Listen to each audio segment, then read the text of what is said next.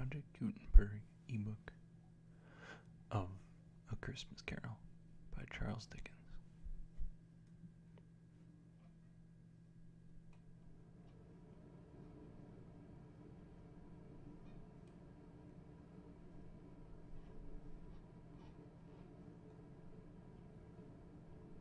A Christmas Carol, in prose, being a ghost story of Christmas by Charles Dickens, with illustrations by John Leach.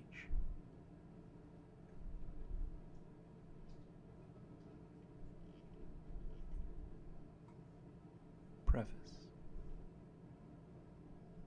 I have endeavored in this ghostly little book to raise the ghost of an idea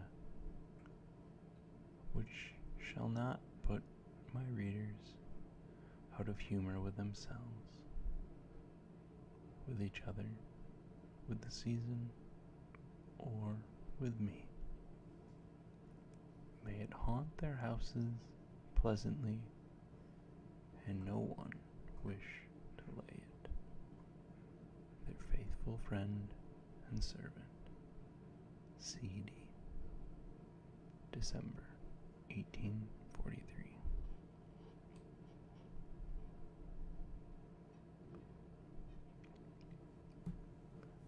Stave 1. Marley's Ghost.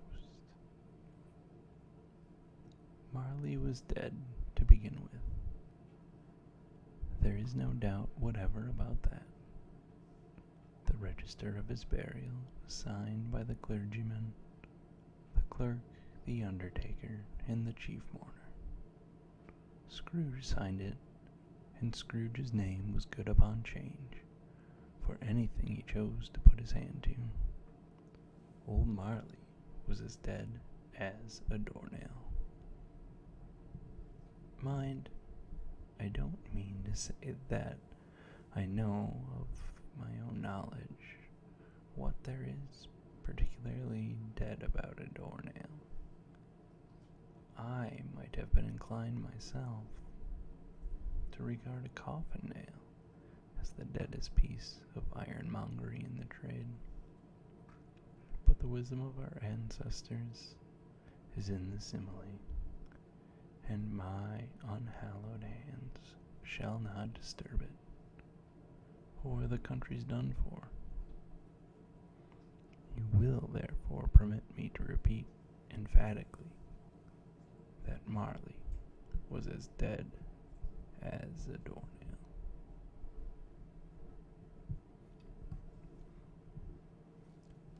Scrooge knew he was dead. Of course he did. How could it be otherwise? Scrooge and his partners, for I don't know how many years. Scrooge and he were partners, for I don't know how many years. Scrooge was his sole executor, his sole administrator, his sole assign, his sole residuary legatee, his sole friend, and sole mourner. And even Scrooge was not so dreadfully cut up by the sad event, but that he was an excellent man of business on the very day of the funeral, and solemnized it with an undoubted bargain.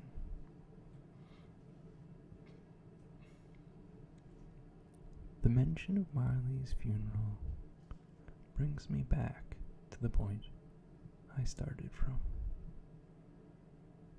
There is no doubt that Marley was dead. This must be distinctly understood, or nothing wonderful can come of the story I am going to relate. If we were not perfectly convinced that Hamlet's father died before the play began, there would be nothing more remarkable in his taking a stroll at night in an easterly wind upon his own ramparts than there would be in any other middle-aged gentleman rashly turning out after dark in a breezy spot, say St. Paul's churchyard, for instance, literally to astonish his son's weak mind.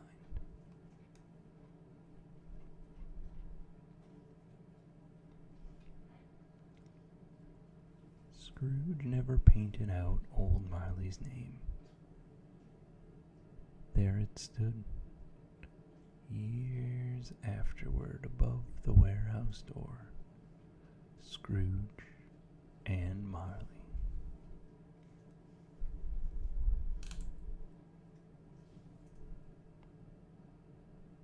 The firm was known as Scrooge and Marley.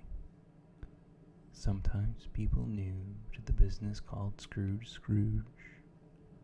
and sometimes Marley, but he answered to both names.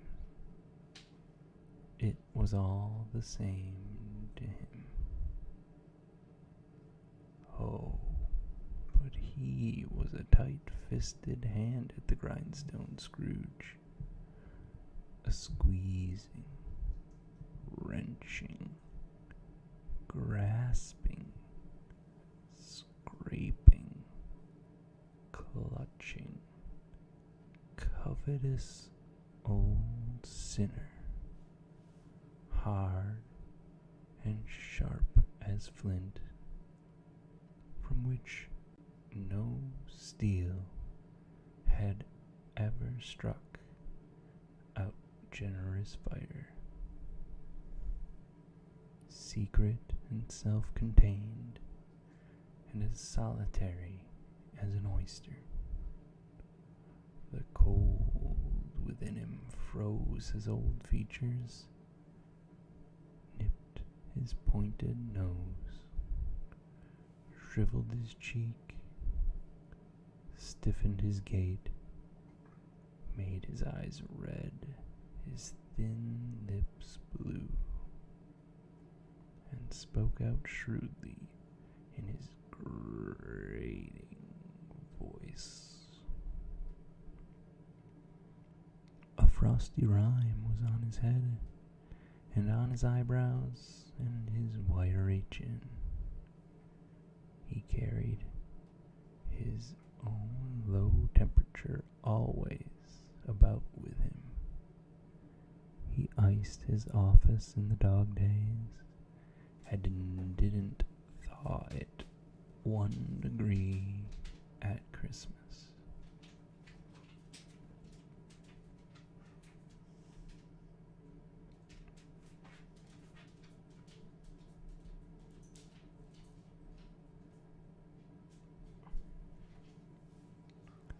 External heat and cold had little influence on Scrooge.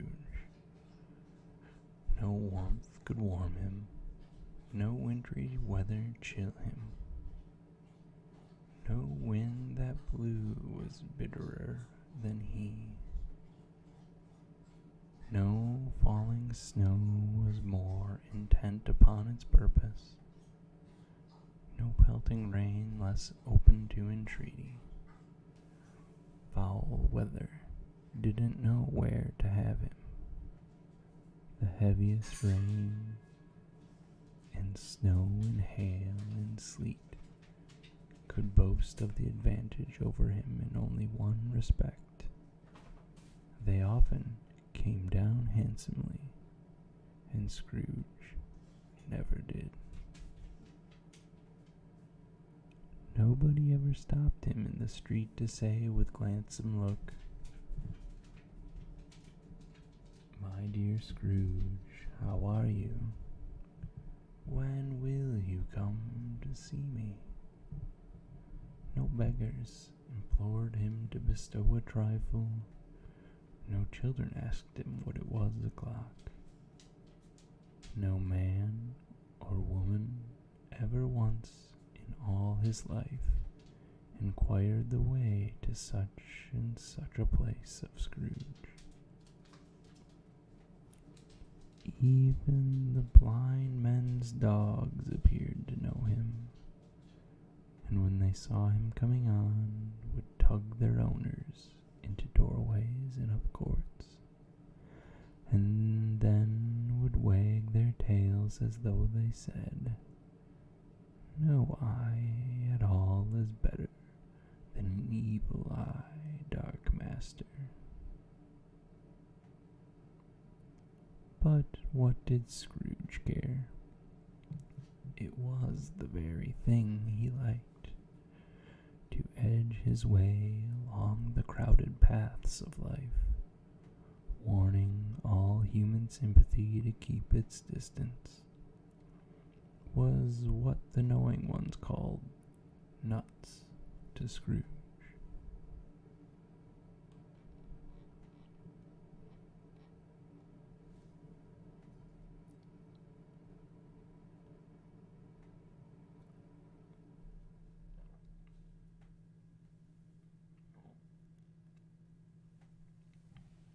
Once upon a time, of all the good days in the year, on Christmas Eve, old Scrooge sat busy in his counting house.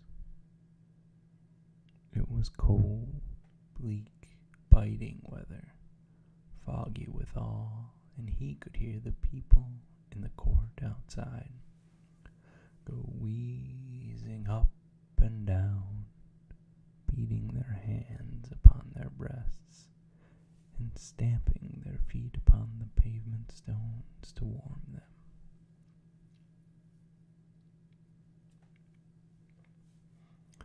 The city clocks had just gone 3, but it was quite dark already. It had not been light all day, and candles were flaring in the windows of the neighboring offices.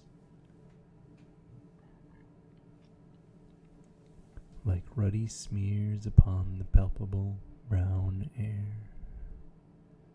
The fog came pouring in at every chink and keyhole, and was so dense without that, although the court was of the narrowest, the houses opposite were mere phantoms.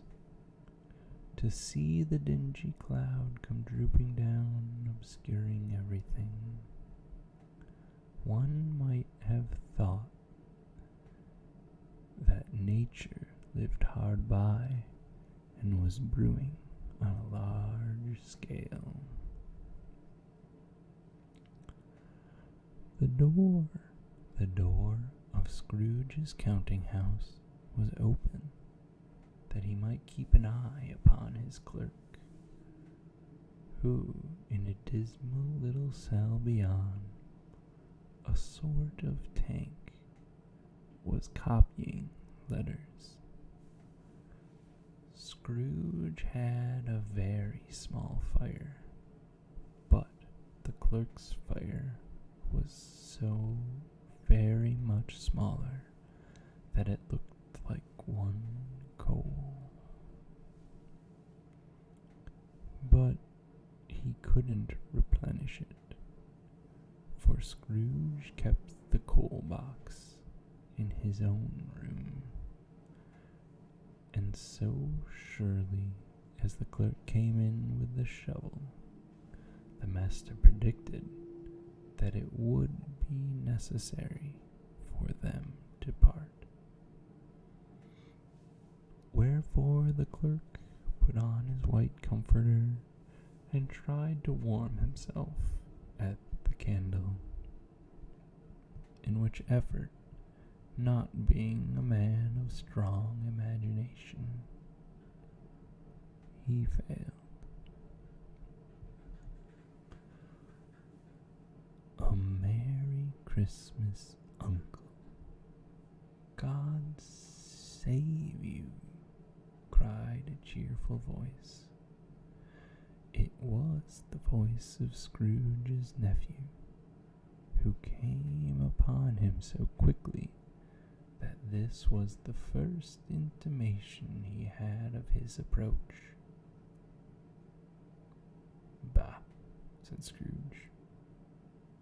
"Humbug."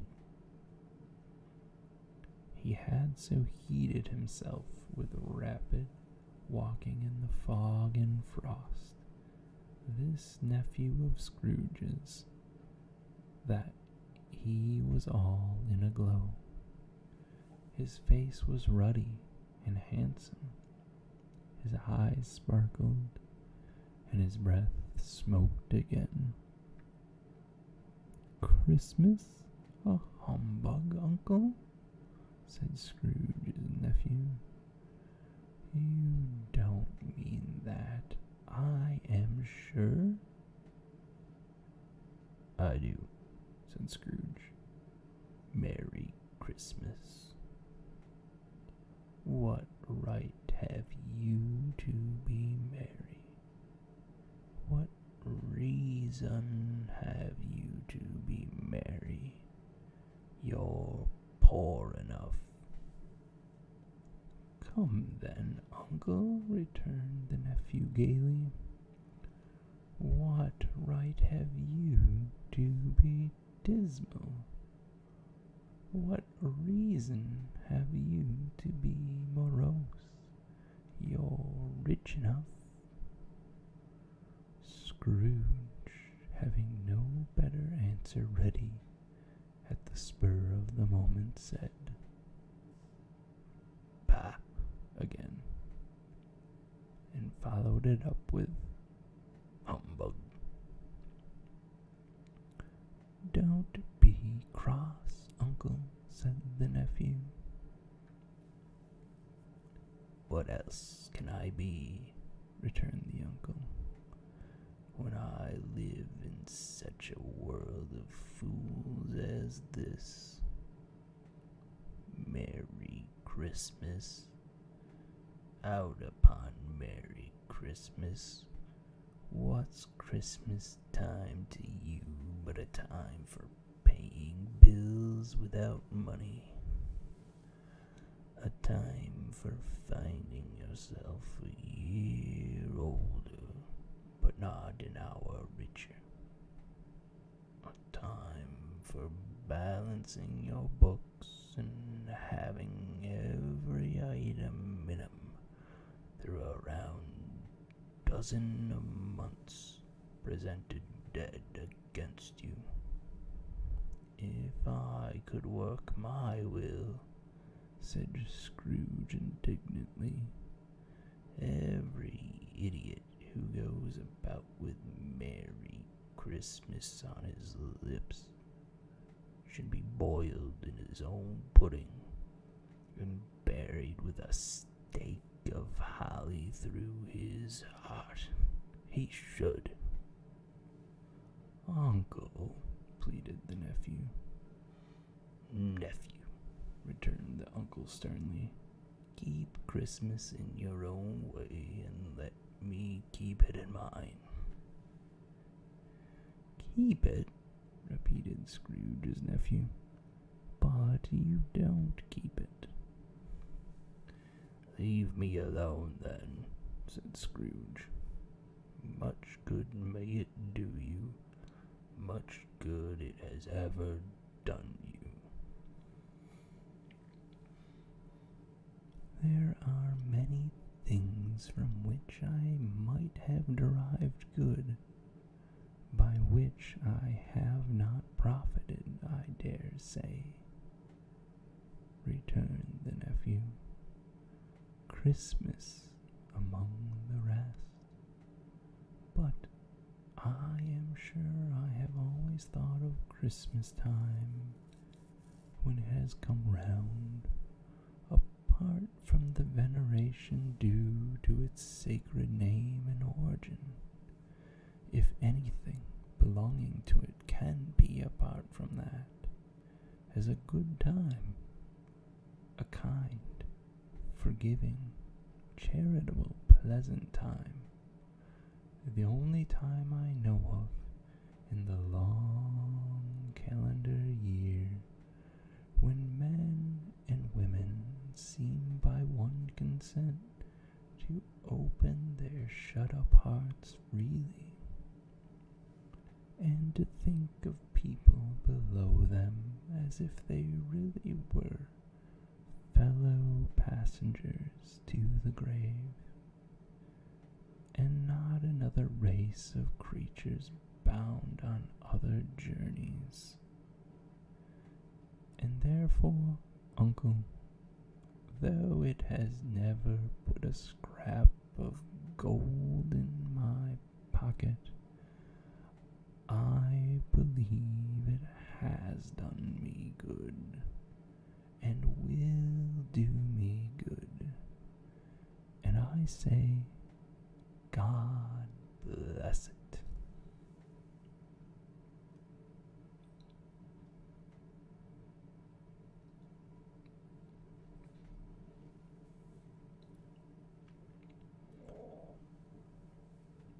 The clerk in the tank involuntarily applauded. Becoming immediately sensible of the impropriety, he poked the fire and extinguished the last frail spark forever. "Let me hear another sound from you," said Scrooge, "and you'll keep your Christmas by losing your situation. You're quite a powerful speaker, sir," he added, turning to his nephew. "I wonder you don't go into Parliament." "Don't be angry, Uncle. Come, dine with us tomorrow." Scrooge said that he would see him. Yes, indeed he did. He went the whole length of the expression, and said that he would see him in the extremity first. "But why?" cried Scrooge's nephew. "Why?" "Why did you get married?" said Scrooge. "Because I fell in love." "Because you fell in love," growled Scrooge, as if that were the only one thing in the world more ridiculous than a Merry Christmas. "Good afternoon." "Nay, Uncle, but you never came to see me before that happened. Why give it as a reason for not coming now?" "Good afternoon," said Scrooge. "I want nothing from you. I ask nothing of you. Why cannot we be friends?" "Good afternoon," said Scrooge. "I am sorry with all my heart to find you so resolute. We have never had any quarrel to which I have been a party, but I have made the trial in homage to Christmas, and I'll keep my Christmas humor to the last. So, a Merry Christmas, Uncle." "Good afternoon," said Scrooge. "And a Happy New Year." "Good afternoon," said Scrooge. His nephew left the room without an angry word, notwithstanding. He stopped at the outer door to bestow the greetings of the season on the clerk, who, cold as he was, was warmer than Scrooge, for he returned them cordially. "There's another fellow," muttered Scrooge, who overheard him. "My clerk, with 15 shillings a week, and a wife and a family, talking about a Merry Christmas. I'll retire to Bedlam." This lunatic, in letting Scrooge's nephew out, had let 2 other people in.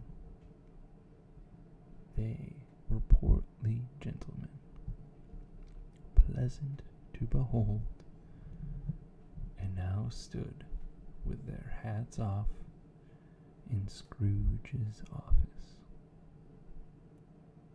They had books and papers in their hands and bowed to him. "Scrooge and Marley's, I believe," said one of the gentlemen, referring to his list. "Have I the pleasure of addressing Mr. Scrooge or Mr. Marley?" "Mr. Marley has been dead these 7 years, Scrooge replied. "He died 7 years ago, this very night." "We have no doubt his liberality is well represented by his surviving partner," said the gentleman, presenting his credentials.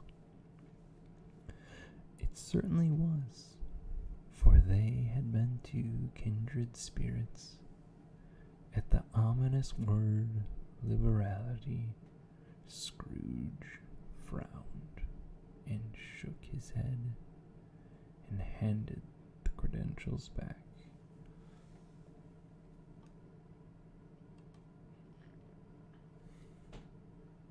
"At this festive season of the year, Mr. Scrooge," said the gentleman, taking up a pen, "it is more than usually desirable that we should make some slight provision for the poor and destitute, who suffer greatly at this present time. Many thousands are in want of common necessaries. Hundreds of thousands are in want of common comforts, sir." "Are there no prisons?" asked Scrooge. "Plenty of prisons," said the gentleman, laying down the pen again. "And the union workhouses?" demanded Scrooge. "Are they still in operation?" "They are, still," returned the gentleman. "I wish I could say they were not." "The treadmill and the poor law are in full vigor, then?" said Scrooge. "Both very busy, sir." "Oh, I was afraid from what you had said at first that something had occurred to stop them in their useful course," said Scrooge. "I'm very glad to hear it." "Under the impression that they scarcely furnish Christian cheer of mind or body to the multitude," returned the gentleman. "A few of us are endeavoring to raise a fund to buy the poor some meat and drink and means of warmth. We chose this time because it is a time of all others when want is keenly felt and abundance rejoices. What shall I put you down for? Nothing, Scrooge replied. You wish to be anonymous? I wish to be left alone, said Scrooge. Since you ask me what I wish, gentlemen, that is my answer. I don't make merry myself at Christmas, and I can't afford to make idle people merry. I help to support the establishments I have mentioned. They cost enough, and those who are badly off must go there. Many can't go there, and many would rather die.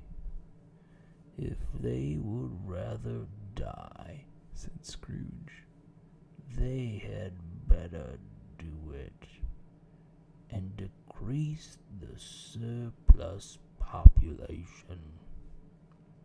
Besides, excuse me, I don't know that. But you might know it, observed the gentleman. It's not my business, Scrooge returned. It's enough for a man to understand his own business and not to interfere with other people's. Mine occupies me constantly. Good afternoon, gentlemen. Seeing clearly it would be useless to pursue their point, the gentleman withdrew. Scrooge resumed his labors with an improved opinion of himself, and in a more fastidious temper than was usual with him.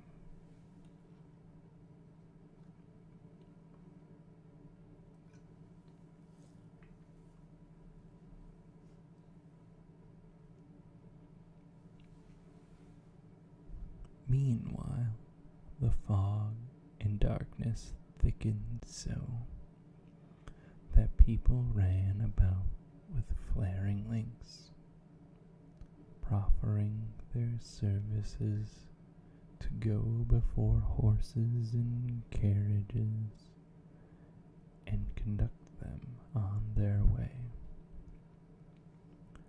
The ancient tower of a church, whose gruff old bell was always peeping slyly down at Scrooge out of a Gothic window in the wall, became invisible and struck the hours in quarters in the clouds with tremulous vibrations afterwards, as if its teeth were chattering in its frozen head up there. The cold became intense. In the main street, at the corner of the court, some laborers were repairing the gas pipes, and had lighted a great fire in a brazier, round which a party of ragged men and boys were gathered, warming their hands and winking their eyes before the blaze in rapture. The water plug being left in solitude, its overflowings sullenly congealed and turned into misanthropic ice. The brightness of the shops, where holly sprigs and berries crackled in the lamp heat of the windows, made pale faces ruddy as they passed. Poulterers and grocers' trades became a splendid joke, a glorious pageant, with which it was next to impossible to believe that such dull principles as bargain and sale had anything to do. The Lord Mayor, in the stronghold of the mighty mansion house, gave orders to his 50 cooks and butlers to keep Christmas as the Lord Mayor's household should. And even the little tailor, whom he had fined 5 shillings on the previous Monday for being drunk and bloodthirsty in the streets, stirred up tomorrow's pudding in his garret, while his lean wife and the baby sallied out to buy the beef. Foggier yet, and colder, piercing, searching, biting cold. If the good Saint Dunstan had but nipped the evil spirit's nose with a touch of such weather as that, instead of using his familiar weapons, then indeed he would have roared to lusty purpose.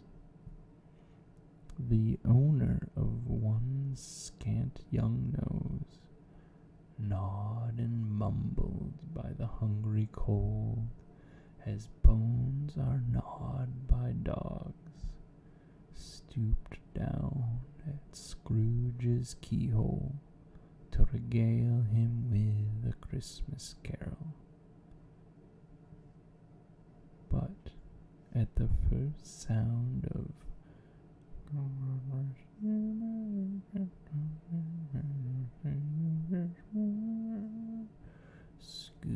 Scrooge seized the ruler with such energy of action that the singer fled in terror, leaving the keyhole to the fog and even more congenial frost. At length, the hour of shutting up the counting house had arrived. With an ill will, Scrooge dismounted from his stool and tactily admitted the fact to the expectant clerk in the tank, who instantly snuffed his candle out and put on his hat. "You'll be wanting the day tomorrow, I suppose," said Scrooge. "If quite convenient, sir." "It's not convenient," said Scrooge, "and it's not fair. If I was to stop half a crown for it, you'd think yourself ill-used, I'll be bound." The clerk smiled faintly. "And yet," said Scrooge, "you don't think me ill-used when I pay a day's wages for no work." The clerk observed that it was only once a year. "A poor excuse excuse for picking a man's pocket every 25th of December," said Scrooge, buttoning his great coat to the chin. "But I suppose you must have the whole day. Be here all the earlier next morning." The clerk promised that he would, and Scrooge walked out with a growl. The office was closed in a twinkling, and the clerk, with the long ends of his white comforter dangling below his waist, for he boasted no greatcoat, went down a slide on Cornhill at the end of a lane of boys 20 times, in honor of it being Christmas Eve, and then ran home to Camden Town as hard as he could pelt to play at blind man's buff.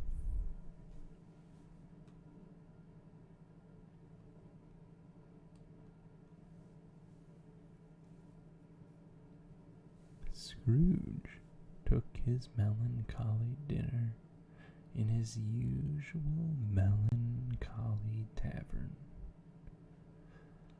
and having read all the newspapers, and beguiled the rest of the evening with his banker's book, went home to bed.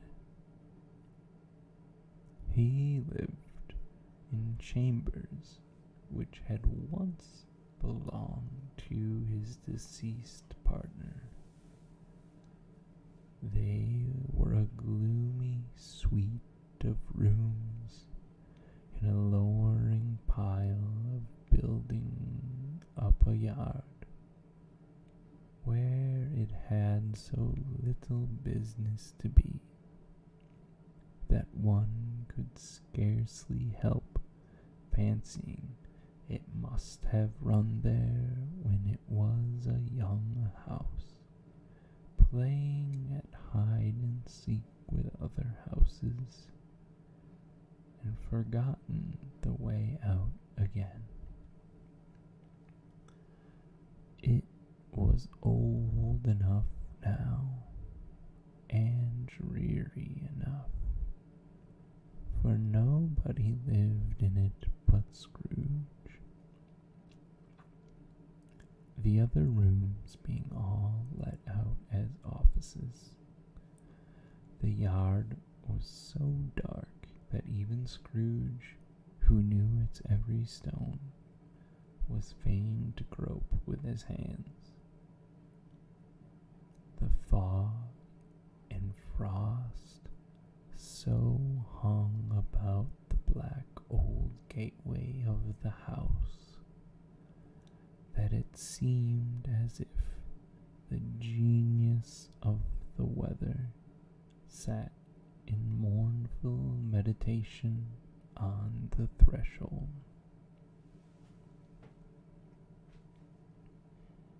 Now, it is a fact that there was nothing at all particular about the knocker on the door, except that it was very large.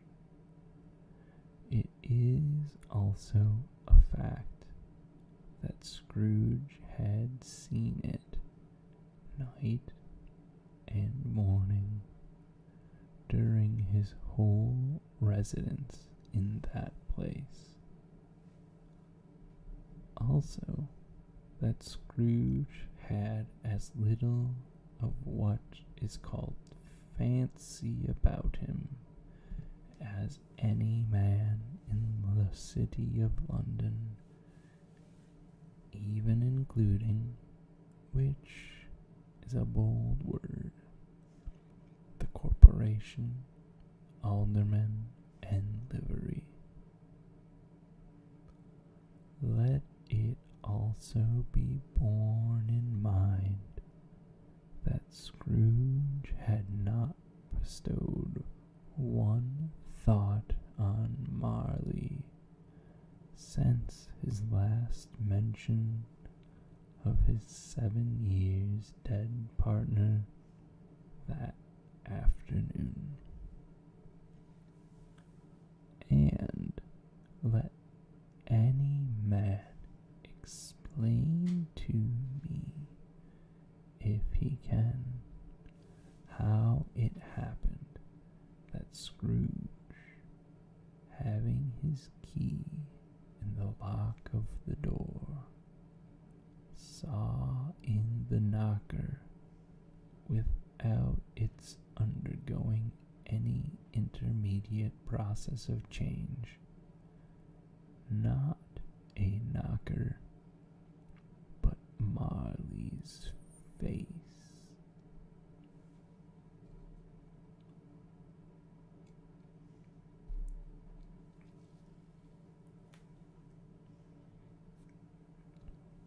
Marley's face. It was not in impenetrable shadow as the other objects in the yard were, but had a dismal light about it, like a bad lobster in a dark cellar. It was not angry or ferocious, but looked at Scrooge as Marley used to look, with ghostly spectacles turned up on its ghostly forehead. The hair was curiously stirred, as if by breath or hot air. And though the eyes were wide open, they were perfectly motionless.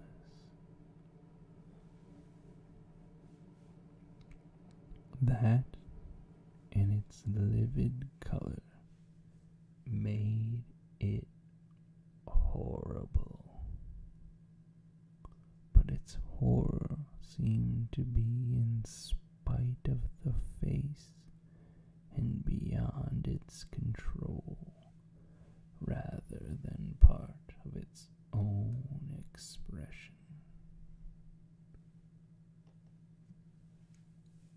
As Scrooge looked fixedly at this phenomenon, it was a knocker again.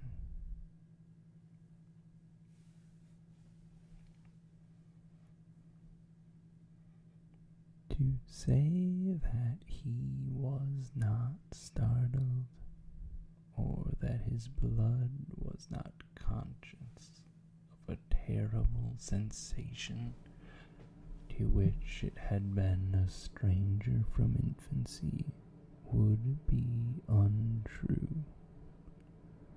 But he put his hand upon the key he had relinquished, turned it sturdily, walked in, and lighted his candle.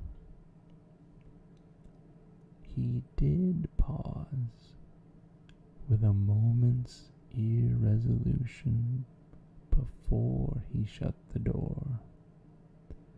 He did look cautiously behind it first, as if he half expected to be terrified with the sight of Marley's pigtail sticking out into the hall. But there was nothing on the back of the door, except the screws and nuts that held the knocker on. So he said, "Pooh, pooh," and closed it with a bang.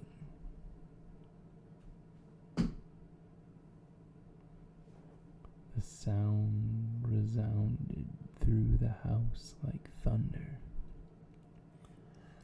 Every room above and every cask in the wine merchant's cellar below appeared to have a separate peal of echoes of its own. Scrooge was not a man to be frightened by echoes. He fastened the door and walked across the hall. And up the stairs, slowly too, trimming his candle as he went. You may talk vaguely about driving a coach and six up a good old flight of stairs, or through a bad young Act of Parliament. But I mean to say you might have got a hearse up that staircase and taken it broadwise, with the splinter bar towards the wall and the door towards the balustrades, and done it easy. There was plenty of width for that, and room to spare, which is perhaps the reason why Scrooge thought he saw a locomotive hearse going on before him in the gloom. Half a dozen gas lamps out of the street wouldn't have lighted the entry too well, so you may suppose that it was pretty dark with Scrooge's dip. Up Scrooge went, not caring a button for that. Darkness is cheap, and Scrooge liked it. But before he shut his heavy door, he walked through his rooms to see that all was right. He had just enough recollection of the face to desire to do that.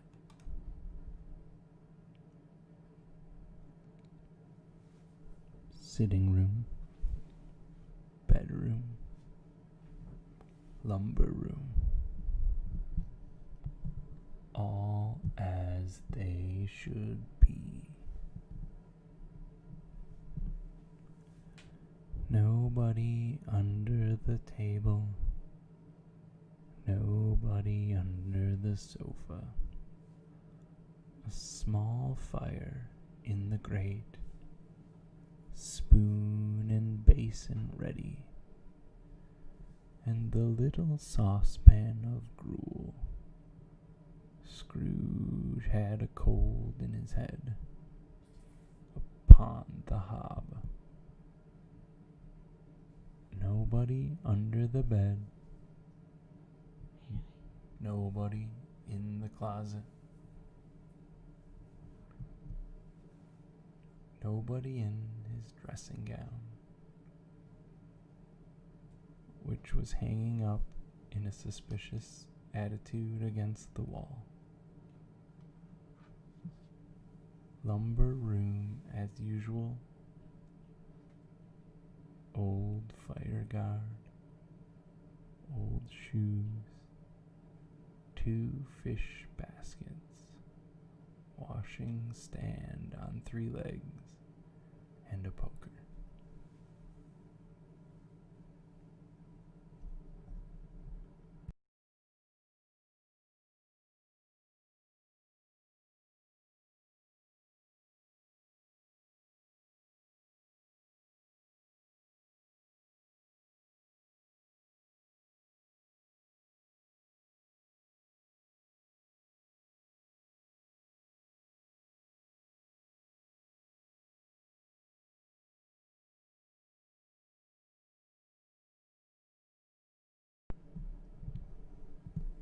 quite satisfied, he closed his door and locked himself in, double locked himself in, which was not his custom. Thus, secured surprise against surprise, he took off his cravat, put on his dressing gown and slippers, and his nightcap, and sat down before the fire to take his gruel.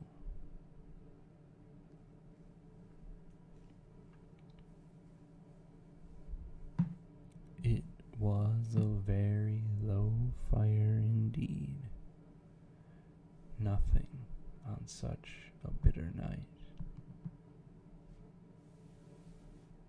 He was obliged to sit close to it and brood over it before he could extract the least sensation of warmth from such a handful of fuel. The fireplace was an old one, built by some Dutch merchants long ago, and paved all round with quaint Dutch tiles, designed to illustrate the scriptures. There were Cains and Abels, Pharaoh's daughters, queens of Sheba, angelic messengers descending through the air on clouds like feather bands, Abraham's, Belshazzar's, apostles putting off to sea in butter boats, hundreds of figures to attract his thoughts, and yet that face of Marley, 7 years dead, came like the ancient prophet's rod and swallowed up the whole. If each smooth tile had been blank at first, with power to shape some picture on its surface from the disjointed fragments of his thoughts, there would have been a copy of old Marley's head on every one. "Humbug," said Scrooge, and walked across the room.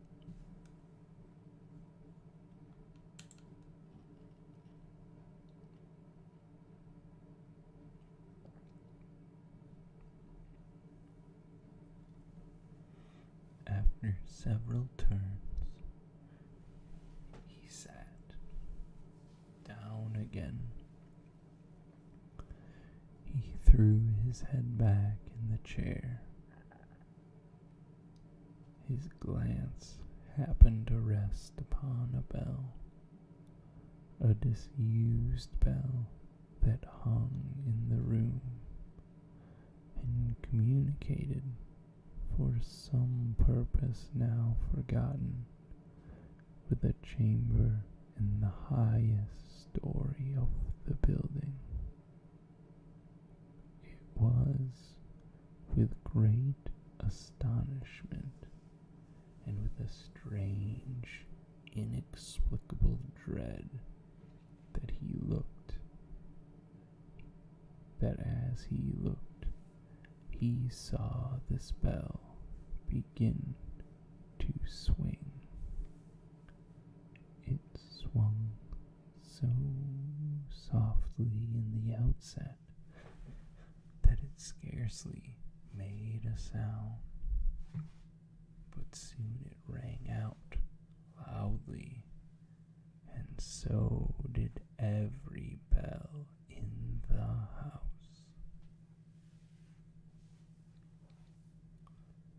This might have lasted half a minute, or a minute, but it seemed an hour. The bells ceased as they had begun together. They were succeeded by a clanking noise.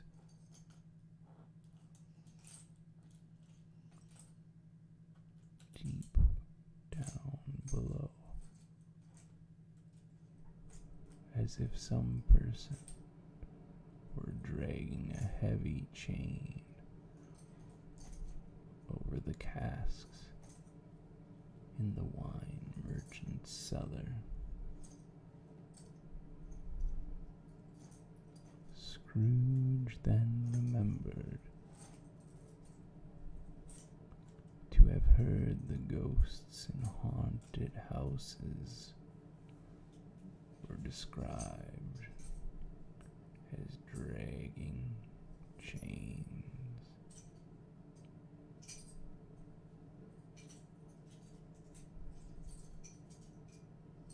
The cellar door flew open with a booming sound, and he heard the noise much louder on the floors below, then coming up the stairs, then coming straight towards his door. "It's humbug still," said Scrooge. "I won't believe it." When his color changed, though, when without a pause it came through the heavy door and passed into the room before his eyes. Upon its coming in, the dying flame leaped up as though it cried, "I know him, Marley the ghost," and fell again.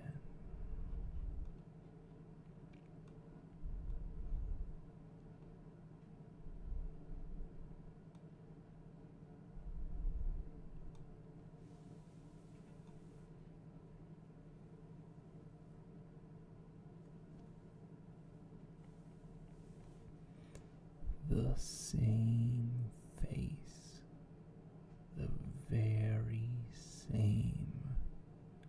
Marley in his pigtail, usual waistcoat, tights, and boots.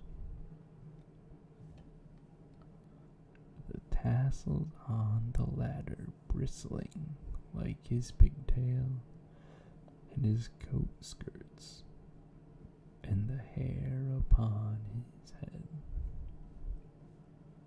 The chain he drew was clasped about his middle.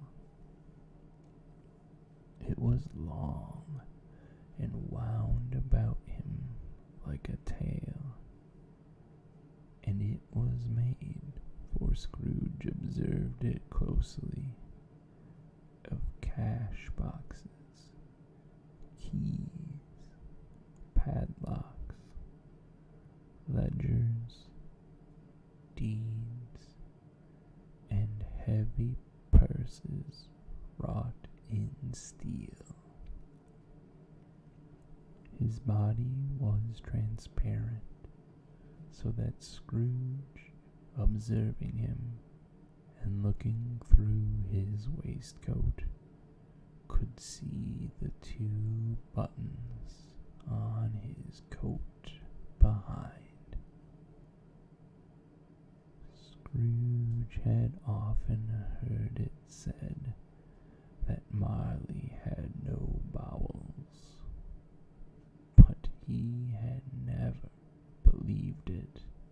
until now. No, nor did he believe it even now, though he looked the phantom through and through, and saw it standing before him, though he felt the chilling influence of its death-cold eyes, and marked the very texture of the folded kerchief bound about his head and chin, which wrapper he had not observed before.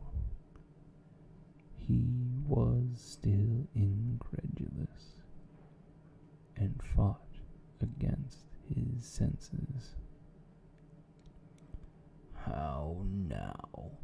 said Scrooge, caustic and cold as ever. "What do you want with me?" "Much." Marley's voice, no doubt about it. "Who are you? Ask me who I was." "Who were you then?" said Scrooge, raising his voice. "You're particular for a shade." He was going to say to a shade, but substituted this as more appropriate. "In life I was your partner, Jacob Marley." Can you sit down?" asked Scrooge, looking doubtfully at him. "I can." "Do it then."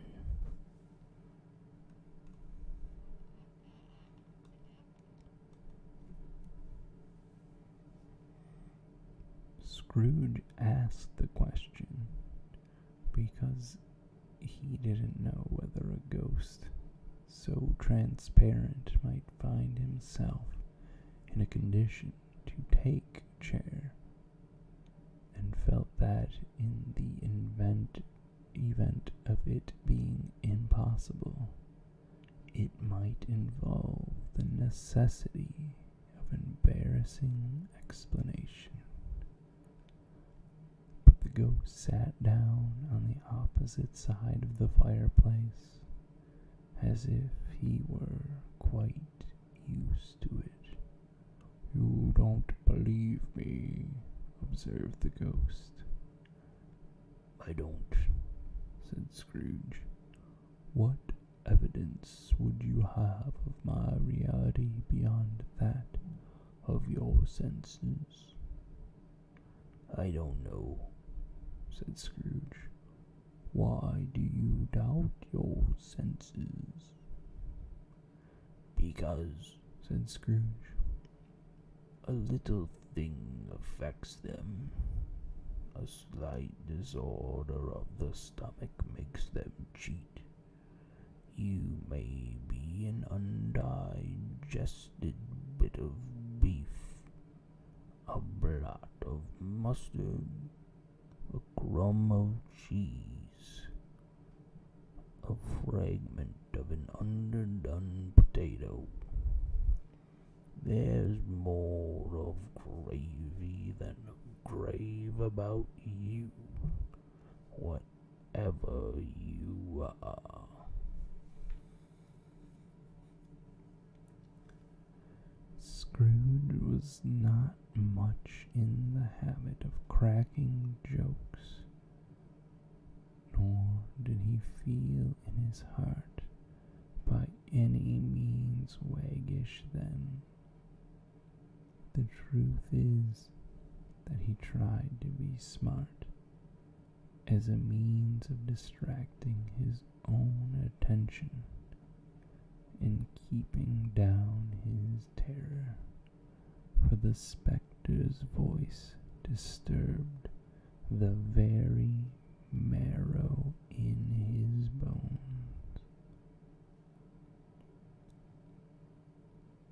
To sit fixed, glazed eyes in silence for a moment would play, Scrooge felt, the very deuce with him. There was something very awful, too, in the spectre's being provided with an infernal atmosphere of its own. Scrooge could not feel it himself, but this was clearly the case, for though the ghost sat perfectly motionless, its hair and skirts and tassels were still agitated as if by the hot vapor from an oven. "You see this toothpick?" Scrooge said, returning quickly to the charge for the reason just assigned, and wishing, though it were for only a second, to divert the vision's stony gaze from himself. "I do," replied the ghost. "You're not looking at it," said Scrooge. "But I see it," said the ghost, "notwithstanding." "Well," returned Scrooge, "I have but to swallow this and be for the rest of my days be persecuted by a legion of goblins, all of my own creation. Humbug, I tell you, humbug." At this, the spirit raised a frightful cry and shook its chain with such a dismal and appalling noise that Scrooge held on tight to his chair to save himself from falling in a swoon. But how much greater was his horror when the phantom, taking off the bandage round its head, as if it were too warm to wear indoors, its lower jaw dropped down upon its breast. Scrooge fell upon his knees and clasped his hands before his face. "Mercy," he said, "dreadful apparition, why do you trouble me? Man of the worldly mind," replied the ghost, "do you believe in me or not?" "I do," said Scrooge. "I must. But why do spirits walk the earth? And why do they come to me?" "It is required of every man," the ghost returned, "that the spirit within him should walk abroad among his fellow men and travel far and wide. And if that spirit goes not forth in life, it is condemned to do so after death. It is doomed to wander through the world. Oh, woe is me, and witness what it cannot share, but might have shared on earth and turned to happiness." Again the spectre raised a cry and shook its chains and wrung its shadowy hands. "You are fettered," said Scrooge, trembling, Tell me why? The chain I wear, I forged in life, replied the ghost. I made it link by link and yard by yard. I girded it on of my own free will, and of my own free will I wore it. Is its pattern strange to you? Scrooge trembled more and more. Or would you know, pursued the ghost, the weight and length of the strong coil you bear yourself? It was full as heavy and as long as this 7 Christmas Eves ago. You have labored on it since. It is a ponderous chain.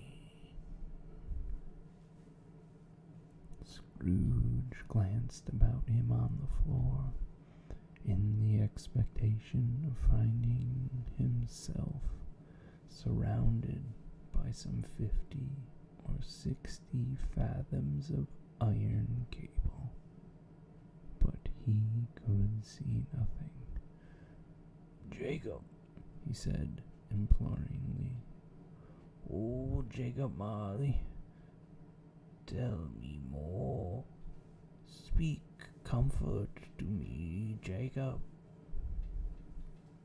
I have none to give, the ghost replied.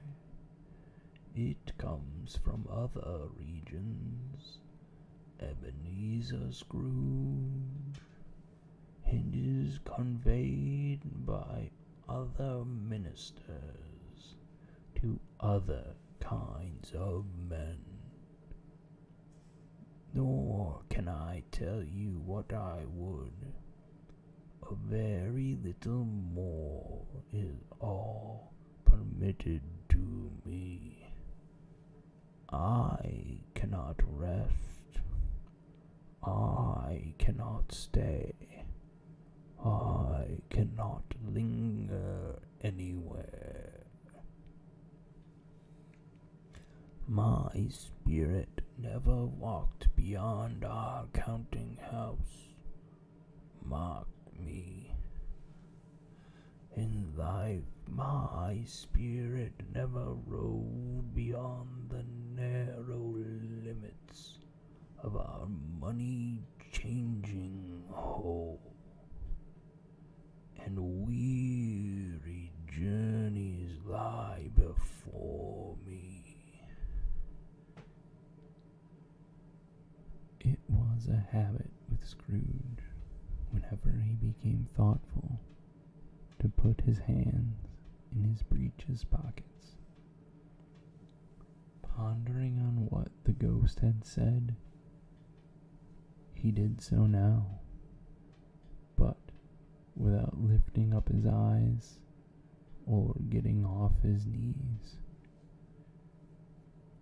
You must have been very slow about it, Jacob, Scrooge observed, in a business-like manner, though with humility and deference.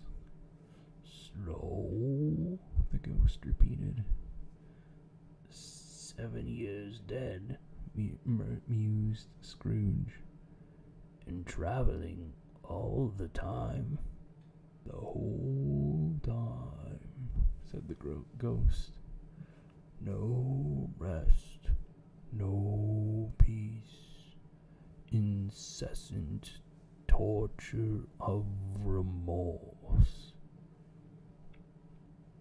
You travel fast? Said Scrooge. On the wings of the wind, replied the ghost. You might have got over a great quantity of ground in 7 years, said Scrooge.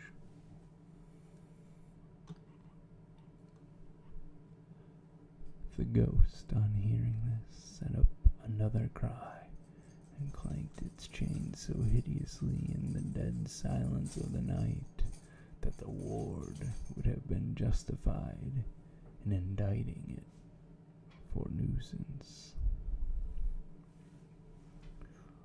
"Oh, captive, bound, and double ironed," cried the phantom, "not to know that ages of incessant labor by immortal creatures, for this earth must pass into eternity before the good of which is susceptible is all developed. Not to know that any Christian spirit working kindly in its little sphere, whatever it may be, will find its mortal life too short for its vast means of usefulness. Not to know that no space of regret can make amends for one life's opportunity misused. Yet such was I. Oh, such was I. But you were always a good man of business, Jacob," faltered Scrooge, who now began to apply this to himself. "Business," cried the ghost, wringing its hands again. "Mankind was my business. The common welfare was my business. Charity, mercy, forbearance, and benevolence were all my business. The dealings of my trade were but a drop of water in the comprehensive ocean of my business." It held up its chain at arm's length, as if that were the cause of its all unavailing grief, and flung it heavily upon the ground again. "At this time of the rolling year," the spectre said, "I suffer most. Why did I walk through crowds of fellow beings with my eyes turned down, and never raise them to that blessed star which led the wise men to a poor abode? Were there no poor homes to which its light would have conducted me?"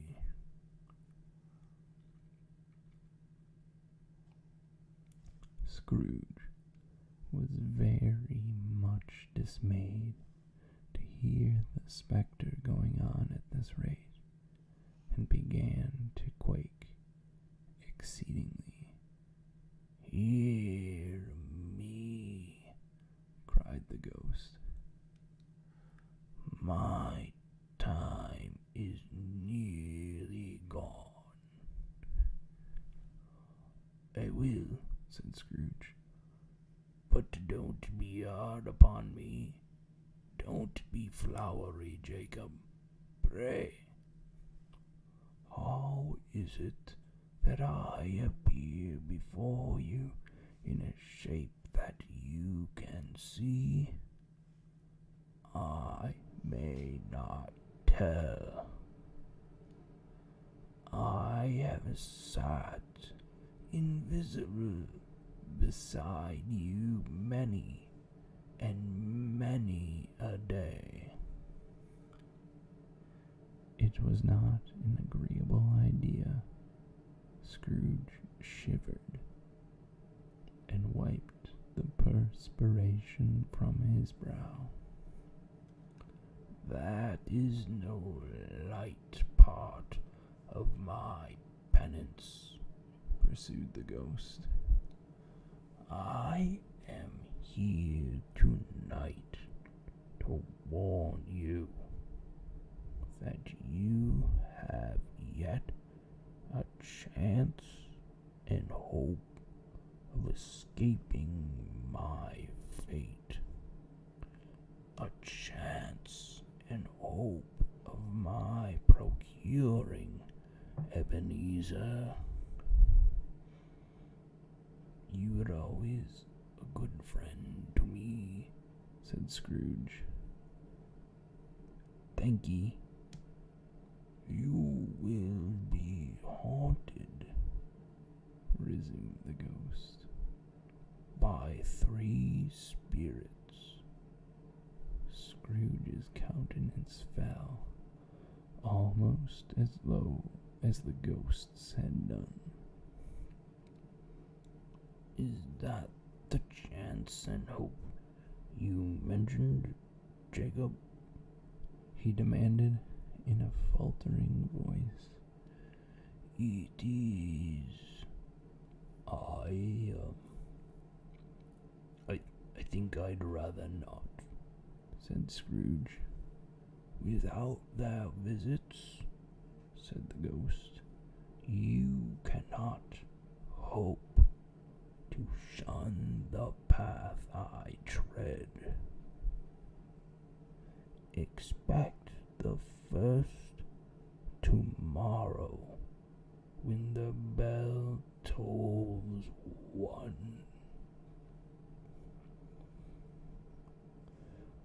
Couldn't I take them all at once and have it over, Jacob?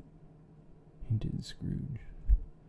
Expect the second on the next night at the same hour. The third upon the next night when the last stroke of 12 has ceased to vibrate. Look to see me no more, and look that for your own sake you remember what has passed between us. When he had said these words, the spectre took its wrapper from the table and bound it round its head as before. Scrooge knew this by the smart sound its teeth made when the jaws were brought together by the bandage. He ventured to raise his eyes again and found his supernatural visitor confronting him in an erect attitude with its chain wound over and about its arm. The apparition walked backward from him, and at every step it took, the window raised itself a little, so that when the spectre reached it, it was wide open. It beckoned Scrooge to approach, which he did. traces of each other, Marley's ghost held up its hand, warning him to come no nearer. Scrooge stopped. Not so much in obedience as in surprise and fear, for on the raising of the hand he became sensible of confused noises in the air, incoherent sounds of lamentation and regret, wailings inexpressibly sorrowful and self-accusatory. The spectre, after listening for a moment, joined in the mournful dirge and floated out upon the bleak, dark night. Scrooge followed to the window, desperate in his curiosity. He looked out. The air was filled with phantoms, wandering hither and thither in restless haste, and moaning as they went. Every one of them wore chains like Marley's ghost. Some few, they might be guilty governments, were linked together. None were free. Many had been personally known to Scrooge in their lives. He had been quite familiar with one old ghost in a white waistcoat with a monstrous iron safe attached to its ankle, who cried piteously at being unable to assist a wretched woman with an infant, whom it saw below upon a doorstep. The misery was with them all. Clearly that they sought to interfere for good in human matters, and had lost the power forever.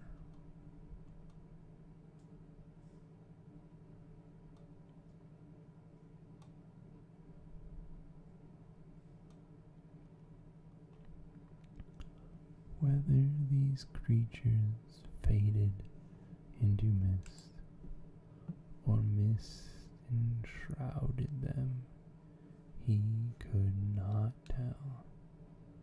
But they and their spirit voices faded together, and the night became as it had been when he walked home. Scrooge closed the window and examined the door by which the ghost had entered. It was double-locked, as he had locked it with his own hand, and the bolts were undisturbed.